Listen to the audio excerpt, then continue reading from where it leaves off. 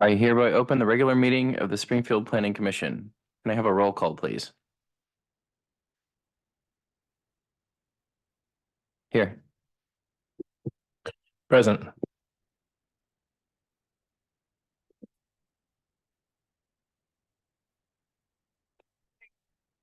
Try that again. Chair Rhodes Dye, Here. Vice Chair Buck, Present. Commissioner Salazar, Present. Commissioner Thompson, Present. Commissioner Schmunk, Here. Commissioner Stout, Present. and Commissioner Weber. Present. Do we have any adjustments to the agenda?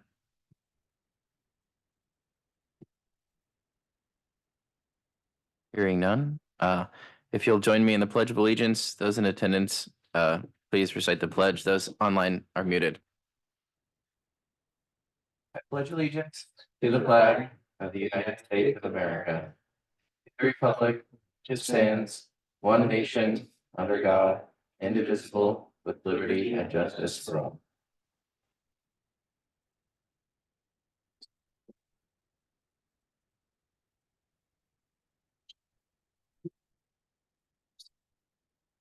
Do we have any business from the audience? No.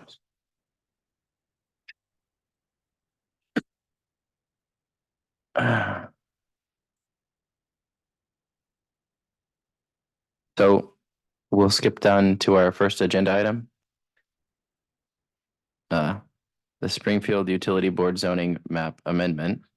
And this Assistant City Attorney is gonna walk us through this process.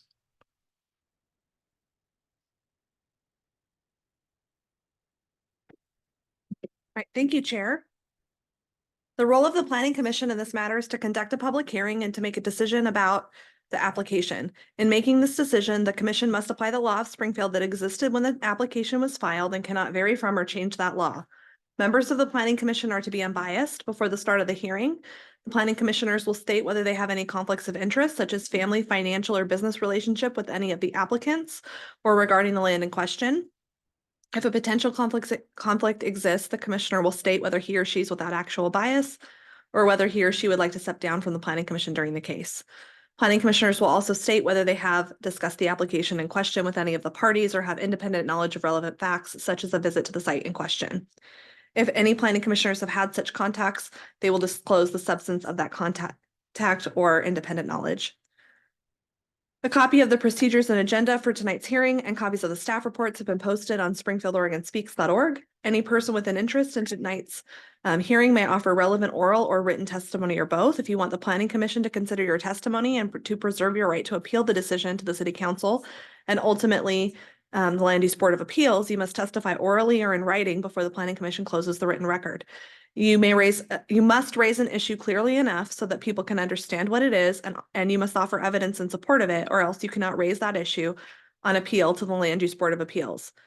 If you feel you need more time to prepare evidence or testimony for the Planning Commission, you can ask the Commission to hold open the record or to continue the hearing. You must make that request before the chair closes the public portion of the hearing. Please make sure your testimony is related to the applicable criteria. The criteria for a zoning map amendment is in Springfield Development Code, section 5.22.115C. The criteria are described in more detail in the staff report and are posted on springfieldoregonspeaks.org and will be summarized by staff in the presentation this evening. Chair, it's now appropriate to open the public hearing and ask if any planning commissioner wishes to declare any potential conflict of interest, ex parte contact, or independent knowledge of relevant facts. So I'm gonna open the public hearing. And now, if any commissioners want to disclose any ex parte contacts, actual bias, or conflicts of interest, is this one where we do potential conflicts of interest as well, or do we not do those here? In any every meeting, you must declare if you have a potential or actual conflict of interest. The Planning Commission is making the final decision on this, so you could have a potential or actual conflict. If the outcome of the Planning Commission approving or denying the application, either for potential conflict could affect a financial interest of you or a household member or business associated with one of those. And an actual conflict is if the decision would affect the financial interest of you, a business that you're associated with, or a household member or their business. Sure. Well, As almost always, as a realtor working in this community, I have a potential conflict of interest. Commissioner Buck? Yes, I am a licensed insurance agent in the area, which could be a potential conflict of interest. I also have a student that attends Thurston Middle School, which is in the area of this. I don't believe any of these give me any bias. Commissioner Salazar? Only potential conflict of interest is that I own property in Springfield and therefore am a sub-customer. Commissioner Thompson? I too own property in the city of Springfield and am a sub customer as well. Thank you. Commissioner Schmonk? Yeah, no conflicts, except I did visit the site and didn't talk to anybody but the dog. So Okay. And Commissioner Weber? Real quick, if there was any information that you gained from that site visit that's relevant to your decision tonight, make sure to put that on the record before the hearing closes. So the applicant can respond if there's any fact you gained from that visit. thank you. I too own real estate in Springfield and am a sub-customer. And I'll say that I also own real estate in Springfield. I'm a sub customer. I would like to add that as well. I neglected that. I own property in Springfield and I'm a sub customer. Are there any challenges to the impartiality of the planning commission or objections to the commission's jurisdiction to hear this Sorry. matter? Sorry, pardon me, Chair, point of order. I also, Oh, thank you very much. I'm sorry I skipped you. not a problem. I also own property in Springfield, am a sub-customer, and the only ex parte context has been walking by the site on regular walks. That's all. No other conflicts of interest? Okay. Are there any challenges to the impartiality of the planning commission or objections to the commission's jurisdiction to hear this matter?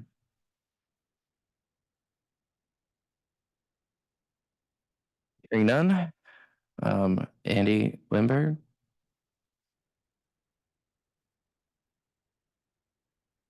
Thanks. Bear with me. I'm just going to get the PowerPoint presentation set up here and I can share it with everybody.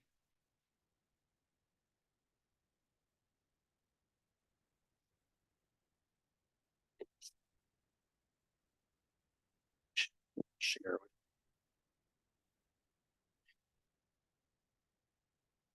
It's visible. Okay. Okay, so this property, this proposed for the rezoning is located in Thurston. It's at the north end of 65th Street, north of Thurston Road. The property was actually just annexed to the city effective in January. I'm gonna have to try to advance this manually here. Apologies. There we go. Okay, so this is the property. Currently it is zoned R1 residential district. The property immediately to the north of this, also owned by Springfield Utility Board, it contains a number of water wells. And the intent of this rezoning is to allow for construction of a water utility facility on the property. It would be for the filtration and treatment of drinking water. My understanding is that the water wells are relatively shallow, and so there is particulates and organic matter that are in the water. It's closely tied to the Mackenzie River, so it's not just drinkable as pumped from the ground. And therefore, Sub is looking to construct a utility facility on the site. It would be a major utility facility under our classification with pumps for the delivery of treated drinking water into the city's drinking water system.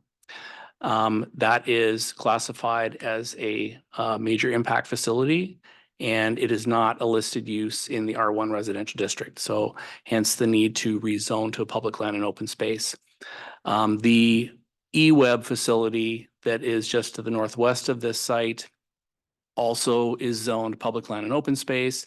There are a number of other major utility installations within the city that are zoned public land and open space. So the zoning is consistent with other types of uses for parks, open space, utility installations, and also government buildings and institutions such as schools. I'm just gonna bring up the current zoning for the property. It does adjoin Thurston Middle School to the west.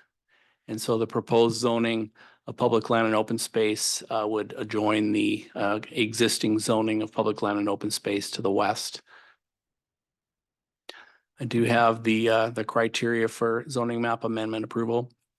In posting the site, advertising, sending out public notice, there were no comments from the neighborhood. I did speak with Brett Yancey, who's the Chief Operating Officer for Springfield School District. They have been aware that this facility is pending on the site. They have no concerns about safety of students. In fact, it may represent an educational opportunity for students to visit a water facility to see where the water comes from. They regularly do, I think it's grade 5 tours of the wastewater treatment plant. So it's kind of the full circle, I guess, would be an opportunity for students to visit this site and see how the water is treated and delivered as tap water, essentially. The staff report does identify that utility installations within residential areas or areas that are already zoned residential are an anticipated use and sort of consumption of land, so to speak, along with roads, parks, schools, these types of facilities. And so it is a consistent and compatible use of residential land, even with a rezoning to have a utility installation for the delivery of services to the citizens of Springfield and the sub customers in this case. I'd be happy to answer any questions if you have them. And the applicant is here in attendance, the representative, if I imagine they may want to make a brief presentation as well, but I'm happy to answer any questions if you have them.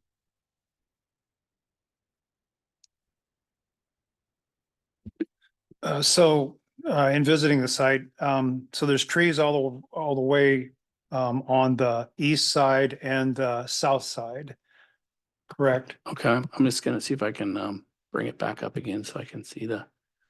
I think you can see them in this picture. It's Okay, sort of a yeah, green there are some yeah. buffering trees along, you're right, along the eastern southern boundary. And then I thought I read in something like 3 acre thing will ultimately, the site will be on 3 acres of the 4.49, whatever it is. I believe that the facility will occupy most of the site. There'll be areas for parking and driving surfaces. One of the necessities for this neighborhood is because of the number of homes that are accessed directly off 65th Street, it is desired to have some type of alternate emergency access and egress from that end of 65th Street. So one thing that Sub and the city and the fire department are looking at is some type of a walkway system that can be used for emergency vehicles extending from 65th and connecting through to 66th Street and also the school. So that would be using up some of the site for public access. So the net amount of land area would be less than the, I guess, gross parcel acreage. But it would still be sub-owned. It would just be allow for some access, either vehicular or pedestrian bicycles to get back and forth from 66th Street over to Thurston Middle School. Okay, but not off 65th, but it looks like there's a little gap in There there. would be an opportunity for pedestrian access, and I guess in the event of an emergency for vehicles to exit north through the site, either to go to the west or the east. That would be done through a future site plan. So the actual kind of logistical details of how the site lays out would be a separate application that would be submitted to the city for approval once the zoning is in effected. Okay, Should so it second happen. question. So Yeah. in terms of noise or whatever for the neighborhood, I mean, I have no idea how much noise the facility might make. Is there? Nor do I, but that would be something that the applicant would have to come forward with is either that everything is contained within what is typically done with the pump stations is that they're like in a masonry building, it's almost like a brick house. And so all of the equipment is contained within kind of sound deadening materials. And so it's I've seen those types of facilities like up in Mountain Gate and in some of the areas, other neighborhoods where there's a need for a pump station by the reservoir tanks. And there's no sound, there's no audible sound at street side. So I would anticipate that sound suppression would be something that would be a necessity either through separation spacing or for placing equipment inside, or, you know, some other type of buffering through vegetation, that sort of thing would be needed to minimize noise impacts not only to the school, but also the neighborhood as well. So sound was raised previously during the annexation. So that's something that staff anticipates that the applicant, sub, and their project team will need to address when they come forward with their actual site plan, showing the layout of the site, how it's going to operate, and how it may potentially and hopefully not impact the neighborhood.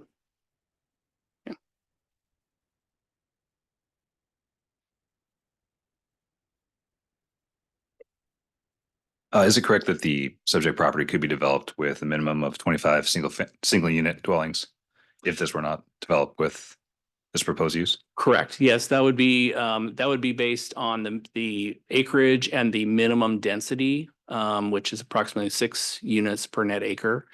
There would be some loss of acreage due to extending public streets, but yeah, I think that staff looked at that as a impact of transportation as opposed to housing stock. But yeah, they could potentially be developed with homes. But I think that this, as I had mentioned before, and also contained in the staff report, there is an anticipated acreage attributed to utility facilities. And this is well within that anticipated amount that the city's comprehensive plan had looked at in its residential land base. So, it's not setting the city into any sort of deficit or housing shortage or anything like that. Thank you. It also kind of seems to me that in converting this, it might help with potential traffic burden. If there's, say, we're 25 homes, that's potential to between 25 and 50 vehicles that would be then on the road there, Thurston Road, which is already busy at drop off and pick up during school hours. So this actually kind of contributes to keeping that traffic at its current level or potentially reducing it. That would be, I guess, my expectation. There will be some traffic associated with operation of the facility, but it'll be likely in shifts. And it may be, it'll probably be operated 24/7. So it may not coincide necessarily with the school days.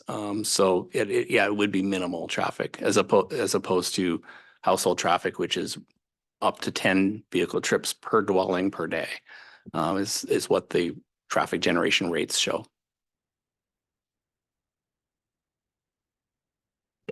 Andy, is it correct to assume that the development of this facility would help sub to serve more customers in the future as the city develops?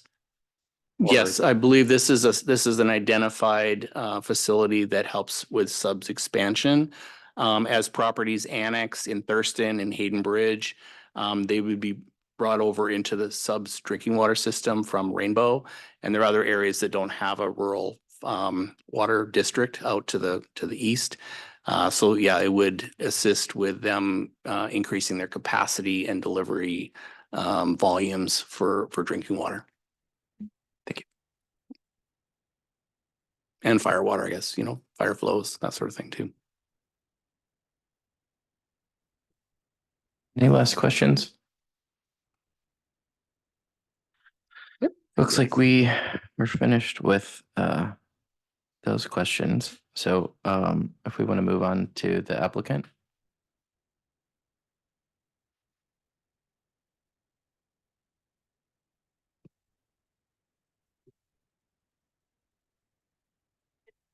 Good. Thank you, commissioners. My name is Dan Howerson. I work with the Satry Group. I'm here tonight to represent the applicant, Springfield Utility Board, and their application for a zone change to the property at 65th.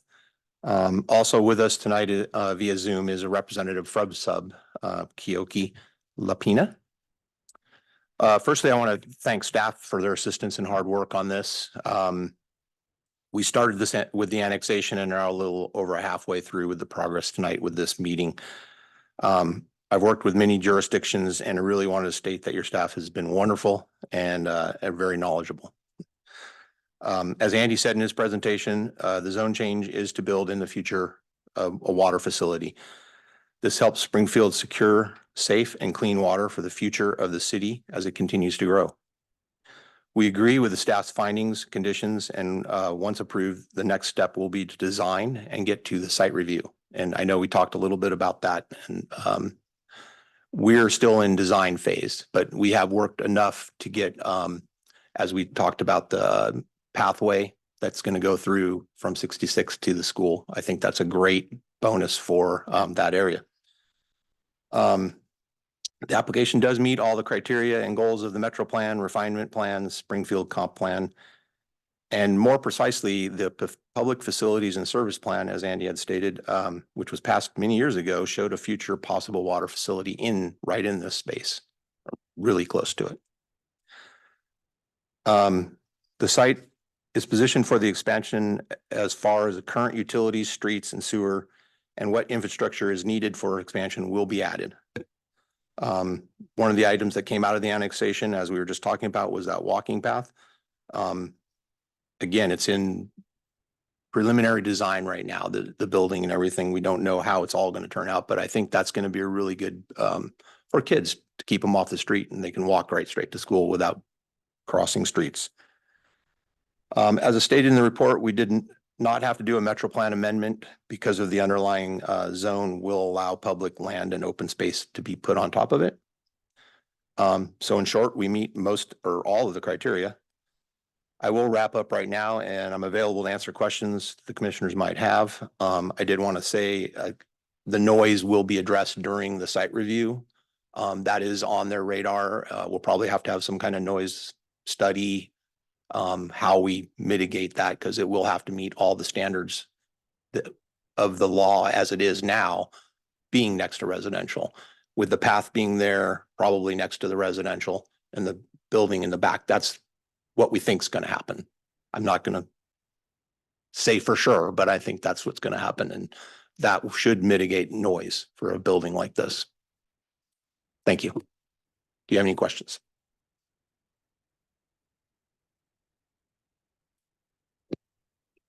Doesn't look like we have any questions. Oh, Alan, Sure. sorry, go ahead. No worries. I just a quick question. Is there any heavy electrical that's going to be required at the site as a result of the new construction? I mean, we're talking 3-phase, 220. Are we going to be adding heavy additional electrical facilities that would not otherwise be part of the R1 zoning? Good question. I'm not an electrical engineer. Through this, we had a DIM meeting and we met with Sub Electrical and they said they had all the power that was there. It's right adjacent in the school area. So the power's coming from there where it already is. So again, though, I can't say if it's going to be a type 3 or type 2 Right. or bigger or not, but I know it's there. Perfect. Thank you.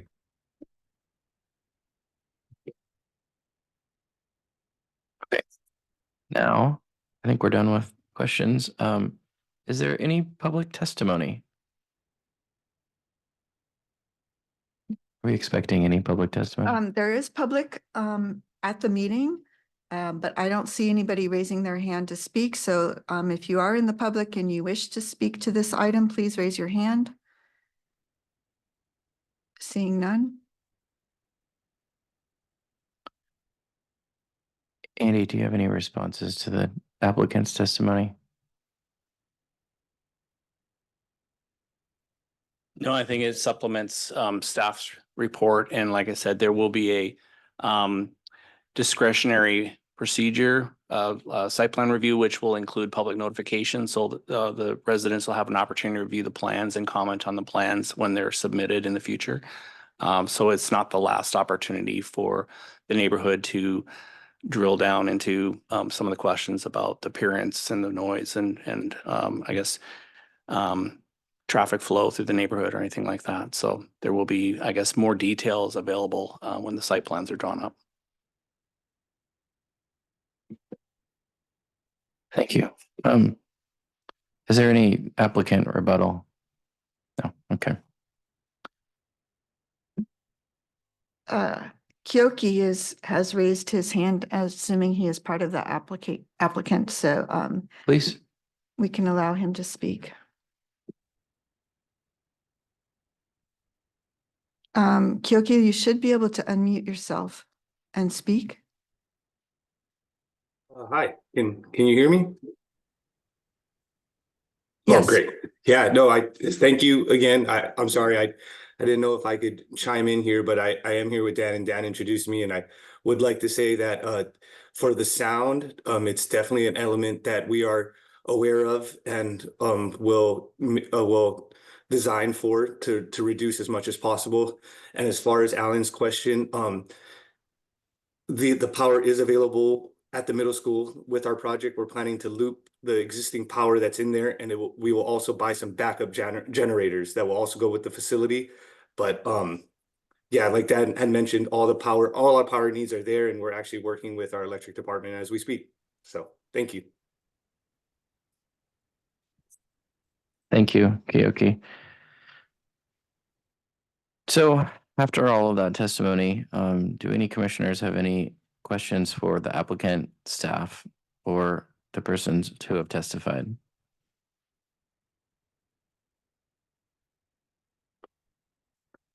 Hearing none.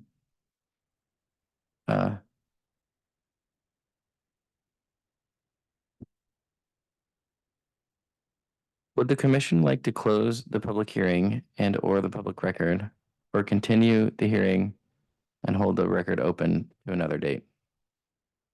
I move to close the record. I move to close the public hearing and the public record. I'll second. Any discussion? So the motion is to move the public or close the public hearing and the public record. Can I have a roll call, please? Sure. Commissioner Weber, Yes. Commissioner Stout, Yes. Commissioner Schmunk, Yes. Commissioner Thompson, Yes. Commissioner Salazar, Aye. Vice Chair Buck, Aye. and Chair Rhodes Dye. Aye. Motion passes unanimous.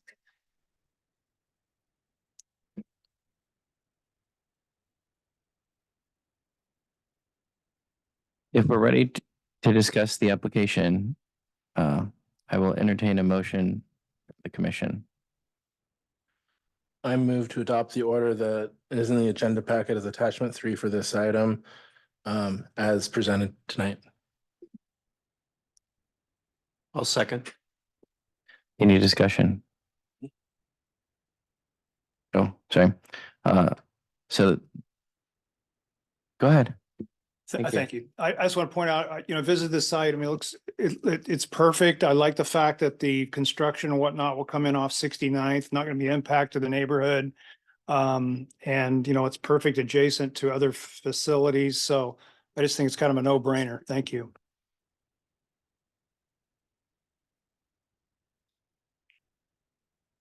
Yeah, I'll echo those statements that it seems like a no-brainer. I'm always in favor of building out our capacity to develop more housing. It's kind of almost seems paradoxical that to build more housing, we have to lose some buildable land for a resident that's currently zoned residential, but you can't build housing and we can't house our community without the necessary infrastructure. So this is a great project to move forward. Any other discussion? Alan? Chair, I just want to echo, I think the addition of the walking path, which was not highlighted sufficiently in the agenda packet, is a wonderful addition. And so, yeah, again, I'm supportive of the measure, of the motion. Thank you, Commissioner Stout. Any further discussion? Okay, I will now call for a vote. Can I have a roll call, please? Commissioner Thompson, Aye. Commissioner Schmunk, Aye. Commissioner Stout, Aye. Commissioner Weber, Aye. Commissioner Salazar, Aye. Vice Chair Buck, Aye. And Chair Roadstein. Aye. Motion passes unanimously.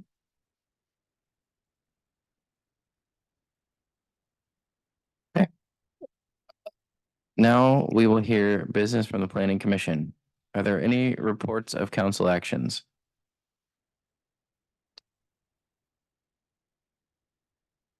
Looks like I may be the only one, so bear with me. I've got this note buried in here somewhere.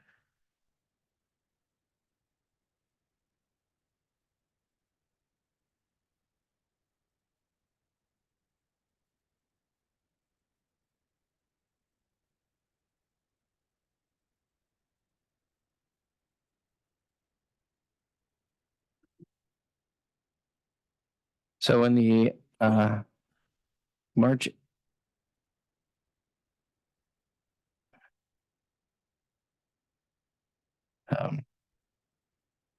looking at this note that I have over here, I think it's March 8th, but I think I messed up my date. Maybe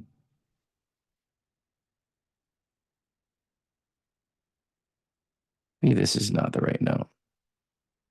Here we go. 4-1 City Council. So the city is trading a piece of land or another piece of land with Hayden Homes to make a more sensible road pattern in their continued subdivision. There was a first reading of an annexation request to a property on 72nd Street in Holly. Some of the neighbors came to the meeting to voice concerns, mostly about the slope of the property. The councilors asked for more information on the issues raised by the Public Works Department. Or I guess I should say information from the Public Works Department. And then a woman came in and testified during business from the audience, asking the council to consider making a high density tax exemption apply to 3-story buildings rather than 4+ story buildings. Any other business from the Planning Commission? Okay. Any business from the Development and Public Works Department? Good evening. Yes, so we have listed on your agenda that we are prepared to respond to some of the comments you received at your meeting last week or last meeting of middle housing on South 70th Street. We do have a woman here in council chambers who was not here in time for business from the audience. We do have some public online as well, so I don't know if you want to adjust your agenda to allow her and potentially others to speak before Mark responds, but that's up to you since that agenda item has been. Me too. I think we have time. So if the commission wants to do that, then we can ask Susan. I'm not quite sure what your last name is. How? To speak. No. The people online need to be able to see and hear you as well as the recording.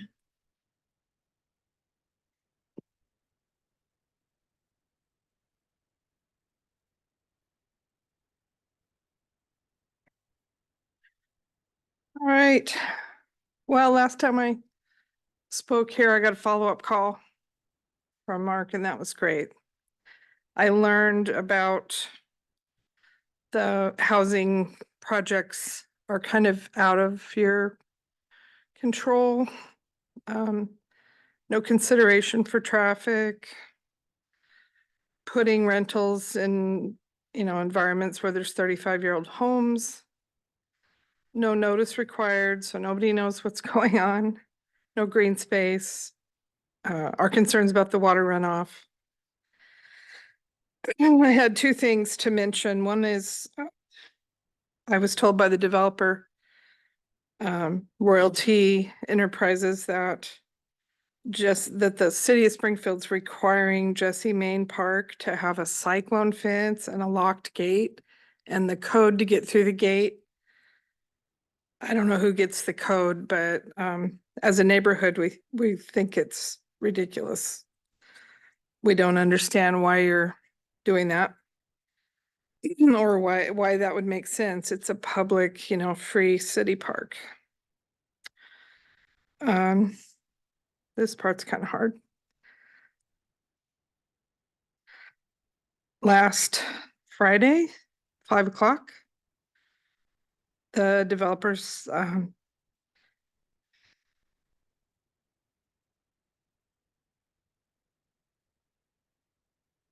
sorry, they came to our door Friday at 5 o'clock and told us that they're gonna tear down our fence tomorrow and take 22 inches of our land. And we have dogs that rely on the yard to be fenced. We have sacred plants, things like that that'll be disturbed. So I've only been given 2 days to try to defend myself. And I think this lawlessness that we have going on with developers in Springfield, they just get the impression that they can just do whatever they want. They can push people around, and my iron rod was removed. My builder, Mark Grassauer from Crescent Homes, he's built many homes in this town. 8 years ago, when he built our house, he showed us the iron rod and said, that is your property line. We've, you know, had it surveyed. And I don't know where these guys are coming from, but they're after my land, and they only give me 2 days to get a survey done, to seek help from anybody, and it's just not enough time. Everybody's busy, everybody has projects, nobody can help me. So if they try to tear my fence down, I will call the sheriff. And that's about all I know I can do. I have a survey scheduled for Friday, but I couldn't get anybody by tomorrow. That's it.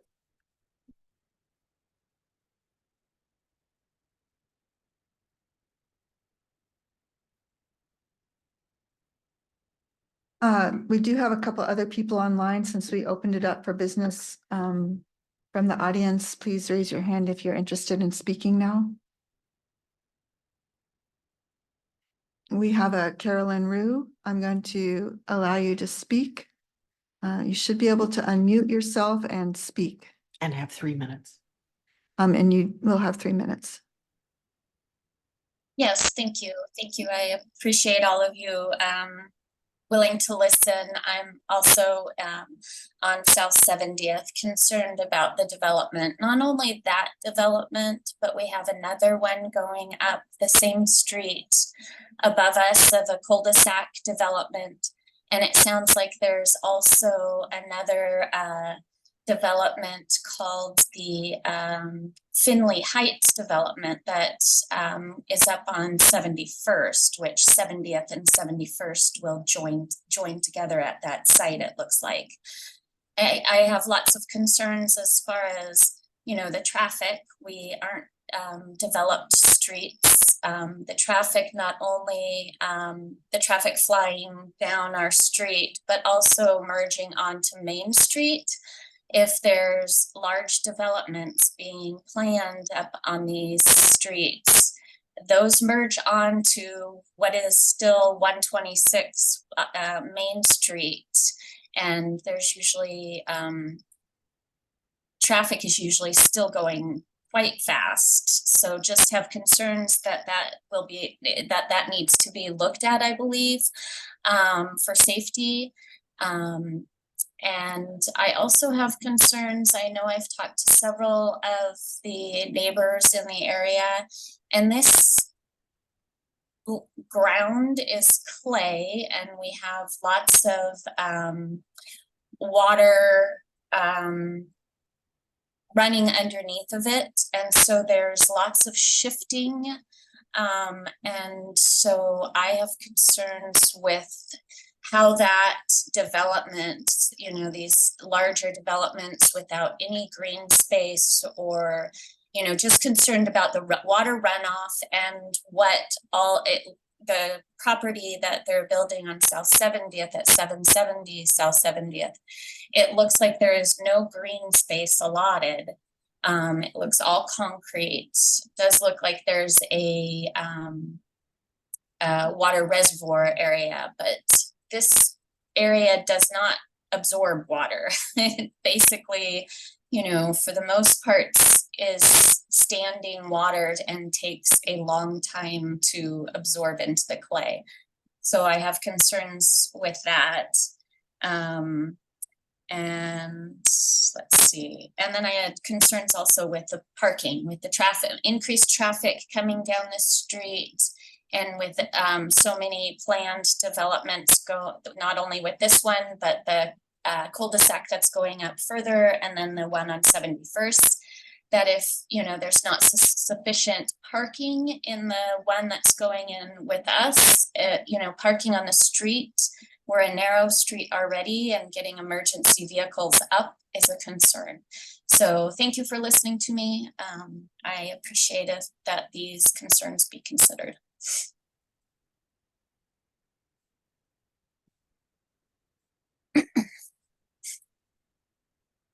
Okay, so we have Mark Rust here tonight. He's going to address the comments that you heard previously tonight. And then there's also, if you probably noticed, there was a comment posted in Springfield, Oregon Speaks under business from the audience as well. So Mark Rust. Good evening, commissioners. Thanks. I'm Mark Rust with the planning manager for current planning for the city of Springfield. I was made aware of the residents' comments that were provided to you last meeting, I think 3 weeks ago, 2 or 3 weeks ago. Christina Kraz, our assistant city attorney, and Sandy both shared with me the information they had on that testimony. I called and spoke with both of those people that had spoke with you last time. I spent over a half hour on the phone with each one of them separately.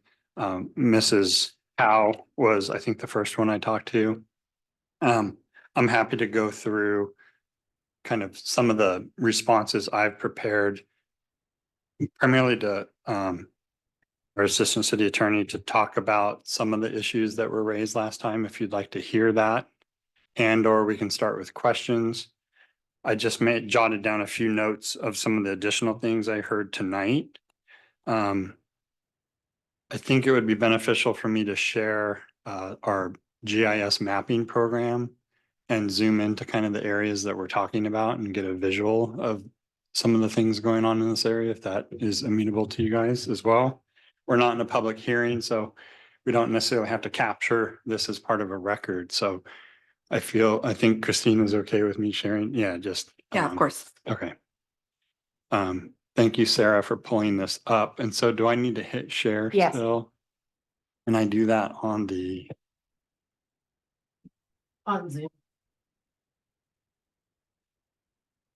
And then down, yeah. down here. Yep. Share. Yep. So this is available to the public. It's our GIS mapping platform that's popping up here. And so for those of you that may be familiar with the area or may not, I'm going to kind of zoom in here and so there's multiple projects I think that have been referenced. The first one I'll talk about is the one I believe directly north of Mrs. Howe's property and a couple other properties on South 70th. If you'll bear with me just here for a second. There was a reference to Jessie Main Park. So I'll point to that as kind of a reference point if people are familiar with where the park is on 69th Place. So I'm zooming in here. This is a little touchy. So are people able to see where my cursor arrow is here?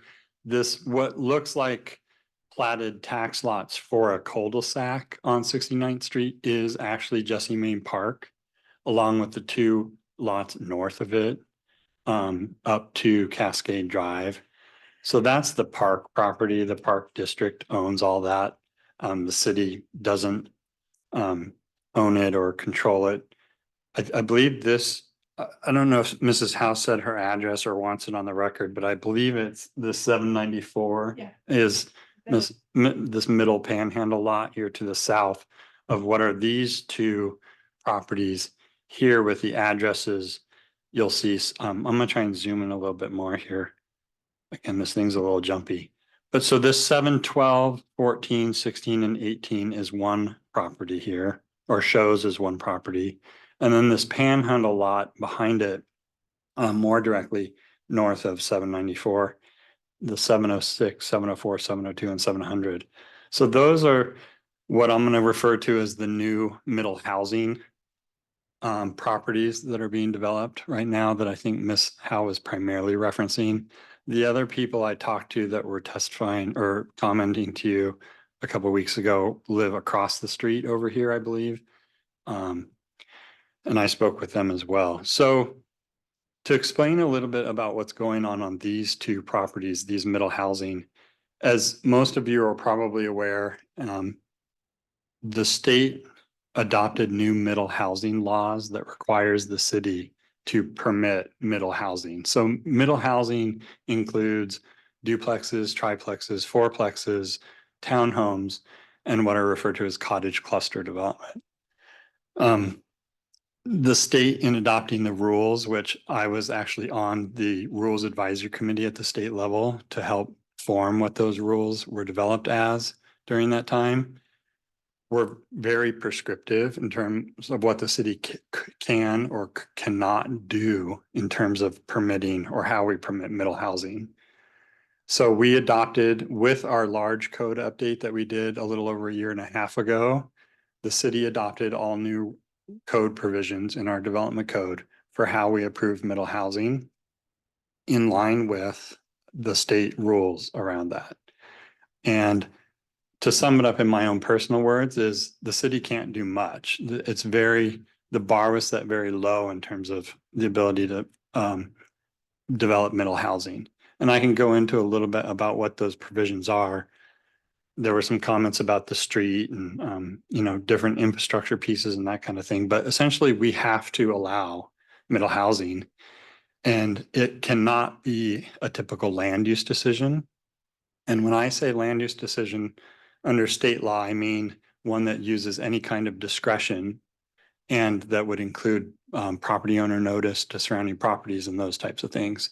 So what it would be categorized as is more of just a permit, a land use permit, or a type 1 action that is clear and objective, meaning basically I explain it as their yes or no answers. Yes, is it allowed in the zone? Does it meet the setbacks? Does it meet the height? Does it meet the lot coverage? Are they going to connect a sewer? Do they have access to a street? And basically this list of questions, if the answers are yes, then we have to allow it. We permit these middle housing types basically without a formal land use application of any kind or planning application. And we review the middle housing for planning aspects through the building permit process. So these middle housing applications go basically straight to a building permit, and a planner will evaluate the building permit plans to make sure it's in compliance with those clear and objective planning approval standards. And then if they check all the boxes, the building permit gets issued and it gets built. Again, there's no opportunity to send notice. There's no requirement under law. In fact, there would really be no reason to, because any of the standards, again, are clear and objective. In theory, there's no argument about whether or not they meet a 5-foot setback or 10-foot setback, or if the height is under 35 feet. So what happened on these two properties, the back property, we approved a 4-plex. And the front property was a little bit more complicated because back in 1979, there was a minor partition approved for both of these properties that you see, and it approved it for 3 properties. It's not reflected here because they only ever deeded off, I think it was in 2009, 2 properties. So this front parcel that contains the 712 through 1718 is actually, from my perspective, two platted partition parcels. So because we had record of that 45-year-old plat, we treated these as two separate legal lots and we approved a duplex on each one of them instead of what would have been a fourplex on one property. There's not a significant difference between that. There's some minor differences. One is if it were actually a fourplex, which is and how we treated the rear development, there's a standard that we evaluate the entry orientation for the units and the amount of window coverage on the front of the building that would face the street. There has to, I think the standard is 15% of the front facade has to be windows or doors. We don't have that kind of design standard for duplexes. We have to, by state law, we have to treat duplexes basically the exact same as we treat just a single dwelling. Anybody that builds a house, we have zero design standards for just a dwelling to be built. We have to treat duplexes the same way. However, for fourplexes, we can have that design standard. The only other kind of in theory difference that there is what I'll refer to as the sufficient infrastructure standards that are prescribed by state law for middle housing. So, and there's 4, and I can go through those, but we can apply these sufficient infrastructure standards to all the middle housing types except for duplexes. In theory, we can't apply these sufficient infrastructure standards to duplexes. Again, we have to treat duplexes the same as we would a single dwelling. But in practicality and in reality, the same sufficient infrastructure standards essentially get applied to every single dwelling that gets built anyway, and did get applied to these duplexes, just not necessarily in the same manner as we do for the other types of middle housing. So that's kind of a lot of information. It's a lot of explaining kind of some of our process for how we're approving middle housing. There's some other nuances that are going on with this particular property, especially the back one. I dug into a lot of history and have a lot of real specific things I could talk about. One of the pieces has to do with there used to be trees on this property. You could go back and look. We have historical air photos going back to 20 years, 2004. But in 2019 is when the trees were removed. And that was prior to the current ownership of the property. That was done in, off the top of my head, I think it was 2021 or 22. So there is a standard that would apply because a very small portion of this rear lot, and I'll point to it with my cursor, but just this back corner back here is, if I were to turn on the contour levels for the topography, is over 670 feet in elevation, which is the cutoff elevation for when our hillside development standards apply.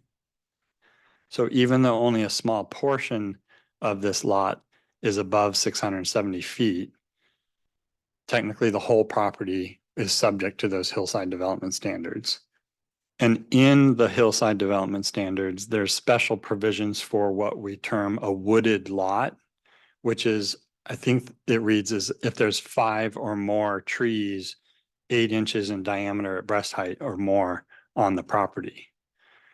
Well, because the excuse me, because the property had already been cleared prior to the application being made for the middle housing, we weren't able to apply that wooded lot standard because there weren't trees there to have it be qualified as a wooded lot. There's some other kind of specific provisions about density on a hillside development property. And if it were a wooded lot, then some different density standards would have applied, limiting this one lot and the rear one to a single dwelling rather than being able to be 4 dwellings. So I wasn't able to find any evidence of, you know, there's no way for us to go back in time and say, well, it was a wooded lot back in 2019.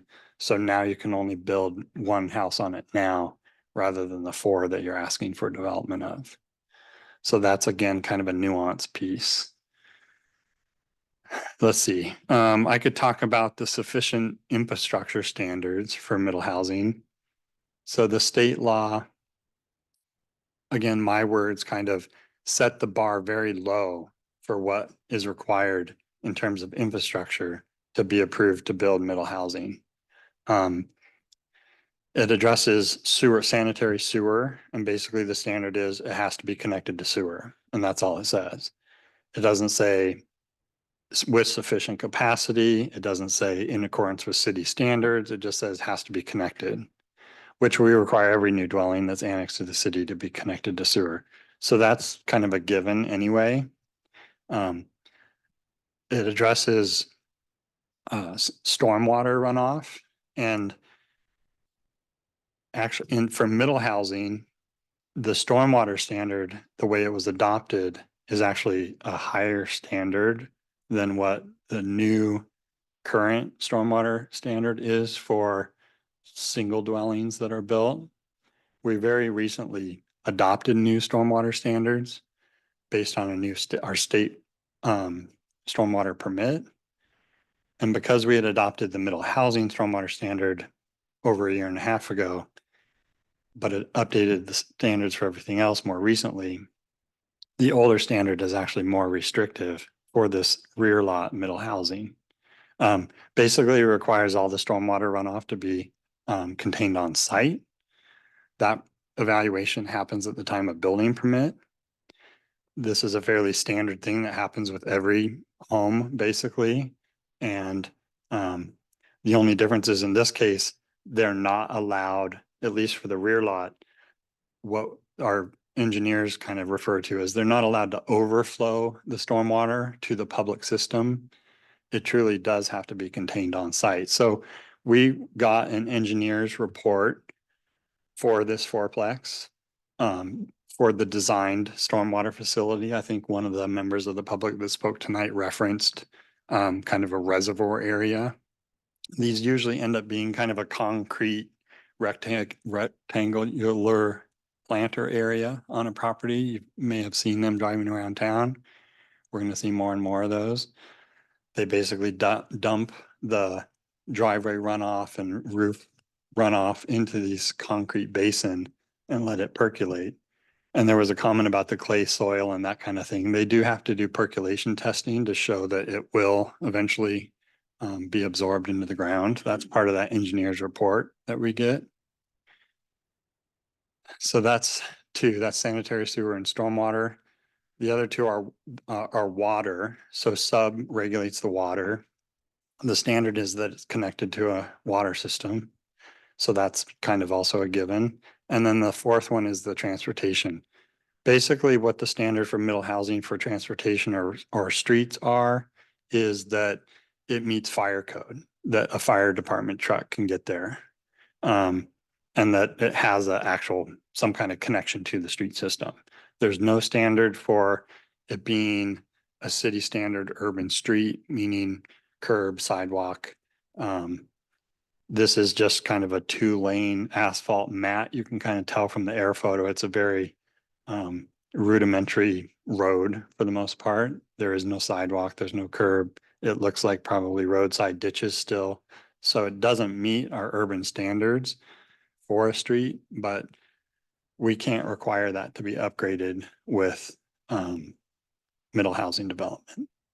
So I've kind of talked a lot. I'm happy there's more I could talk about or explain, but I think that's a good stopping point, and I'm happy to answer questions or explain more.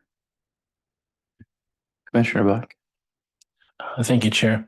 So one of the things that Sal brought up is that part of her existing property that was previously surveyed is going to be encroached upon.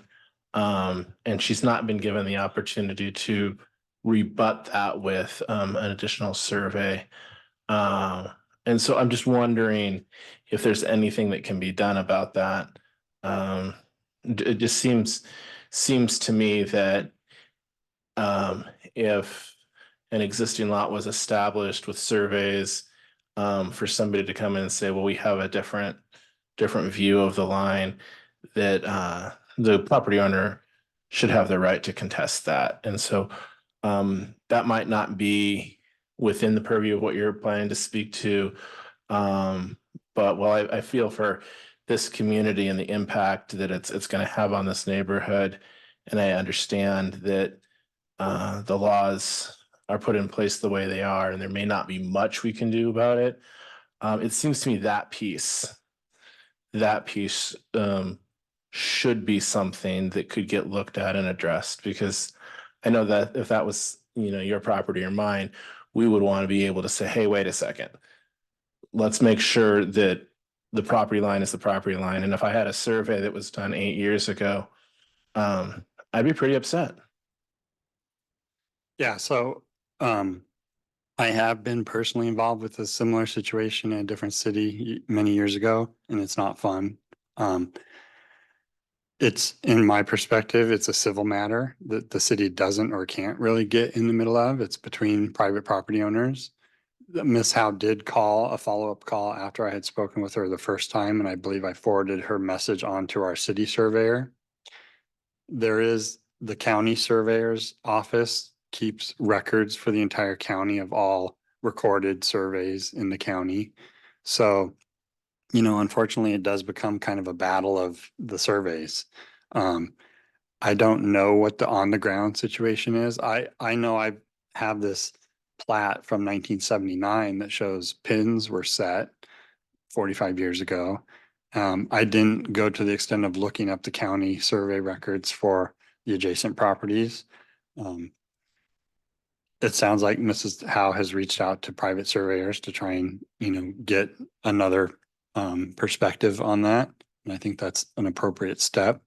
I don't know if Christina has anything to say about it as well. I just want to agree with what Mark has said, that this is a civil matter. There's the county surveyor statutes in ORS chapter 209 specifically say that if someone improperly removes a survey monument without either resetting it subject to a survey that they pay the cost of, or with county surveyor permission, which would require notice to the affected properties, then it says the cost of reestablishment of the corner or witness monument may be recovered in a civil action together with costs and attorney's fees for the prevailing party, and a person can obtain injunctive relief to prevent further disturbance or destruction of survey monuments. So the state law is really saying that this is between the property owners.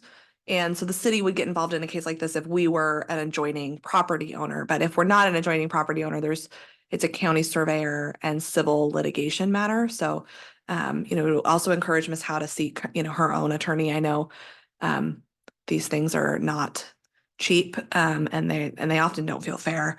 But that's what we can, as a city, our enforcement powers in this area are pretty limited. Just to follow up to that, if I am understanding this correctly, the property does abut Jessie Main Park, is that correct? And so in that, the city doesn't own Jessie Main Park, that's the Arc and Rec district. But this would have impacted them as well.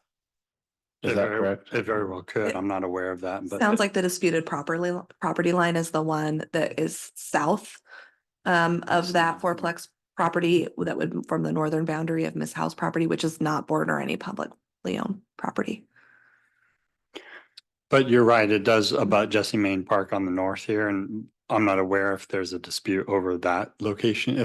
I don't even know if there's a fence there. I think the second woman to speak tonight, Carolyn Rue, mentioned or maybe it was Miss Howe. One of them mentioned a cyclone fence and gate. Yeah, Miss Howe did. Yeah, and so I think whether or not there was discussions with the park district on accessing the park from private property, having a gate there, I don't know what the situation of that would be. Or the location of the fence on the north side. Thank you. Mark, it looks like the current access to the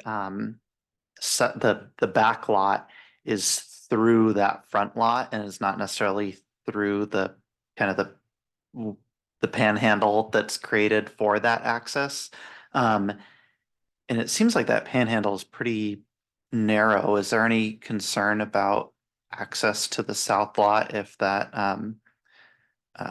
or to that back lot if that path gets moved, that asphalt So- access? Yeah, and so unfortunately, I didn't bring the PDF of the site plan for this approved property. I could probably dig it up because it's in my email somewhere tonight, but the approved plan for this shows it completely different than this old air photo. So these building permits for both the front and the back did get routed to our fire marshal's office for review to assess the access. That's typical for when there's like a flag lot or panhandle access. They actually have required I think they refer to kind of a now I'm blanking on the term, but a fire department turnaround area, like a hammerhead type design up on the upper lot. So a fire truck can actually pull up into there and have ability to turn around on that property. And so I saw that plan. It is showing basically what will be a shared 20-foot wide driveway access, half on the panhandle, half on the other lot, that they'll both share and access easements in place for that. Thanks, Mark. Yeah, emergency services access is what I was getting at. Yeah.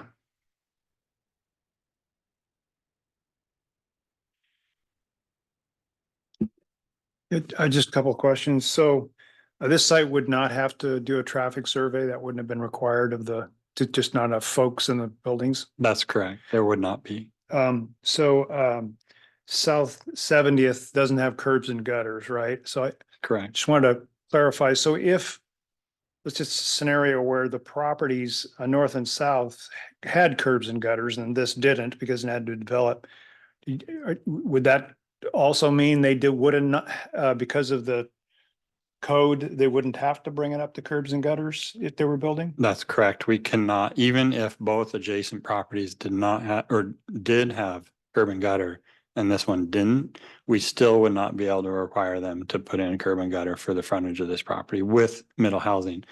Now, the caveat to that is there is also what's called a middle housing land division process. So, and that's a potential here. I don't know if that's a plan or not, but in theory, the developer could come in and propose to now divide all these units. So each unit is on its own lot to sell them off all separately. And even though that's now under state law an expedited land division process, we have to process it in about half the time that we have to process a regular land division by state law.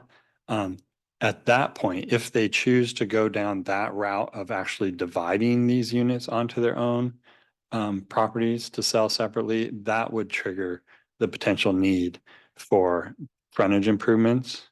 Now, in this situation where there's no curb and gutter along the long stretch, whether it would make sense to have them build that just 1 or 2 lot frontage improvement now, or have them bond for it or pay in kind of an assessment fee for it or something like that, would have to be determined through that land division process.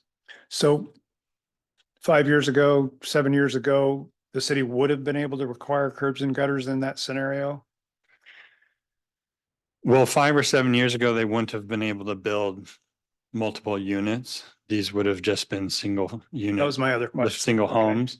And at that point, if they were 5 or 7 years ago to just build a single dwelling at the time, we would not have been able to get improvements then as well Okay.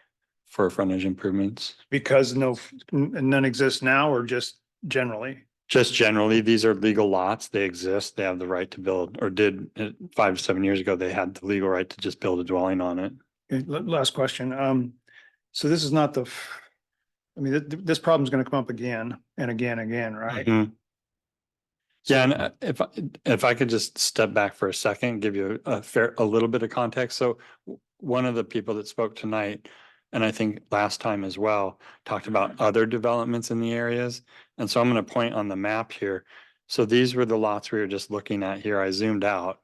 But so these two lots, so just south, a little bit further south, there's this large vacant property on the map. This has now been approved for, I forget how many lots. I want to say 8-lot subdivision. And I think that was referenced in the previous comments and vaguely referenced again tonight. So that went through the normal land division process where they created lots and I think a road goes through there. That process was noticed to the surrounding property owners and they would have done some kind of traffic study for creating that.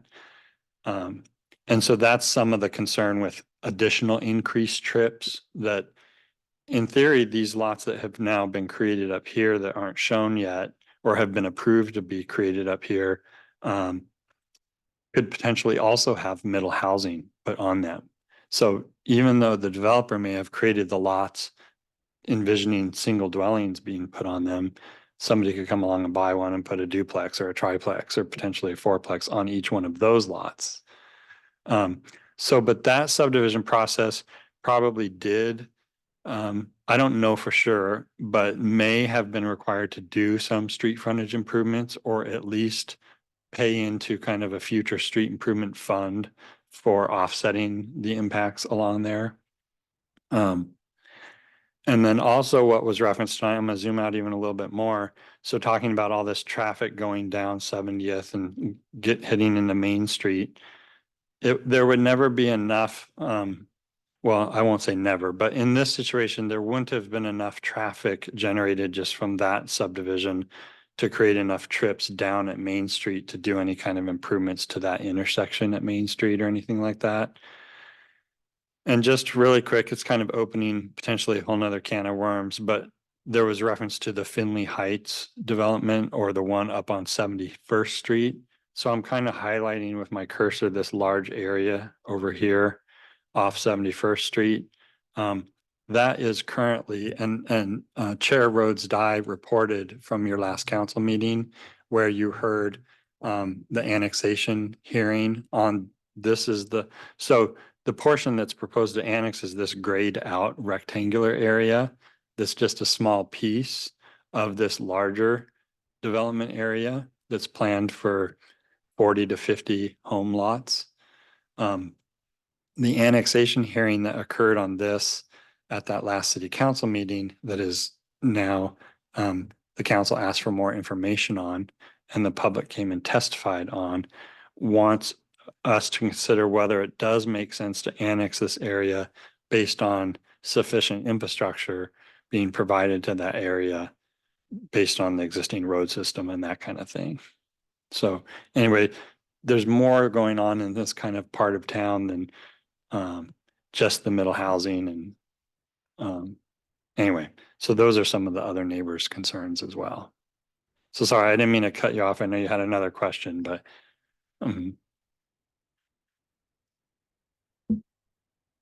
Any other questions? Thanks, Mark. yeah.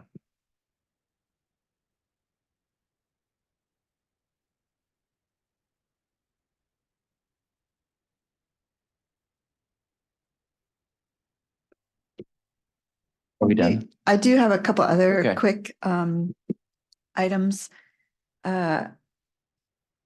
You saw an email that I had sent out about the Chinook Institute for Civic Leadership. There's a training opportunity for staff on Friday and then more geared toward planning commissioners on Saturday. That's June 8th, planning in Oregon. And I know Commissioner Schmunk had expressed interest, but was wondering about whether it'd be worthwhile. Commissioner Rhodes, I think you had gone to, I'm not sure if you had attended the one with John Morgan and Walt Wendelatsky, but I think you had. So maybe you could share In Woodburn. your experience with that in case other commissioners might find your experience useful in determining whether they would want to go. Sure. I felt actually that both days of that training were highly useful and really gave a very good overview, 30,000-foot overview of Oregon land use planning from the 70s to now. And I have found that information to be useful here and many other places.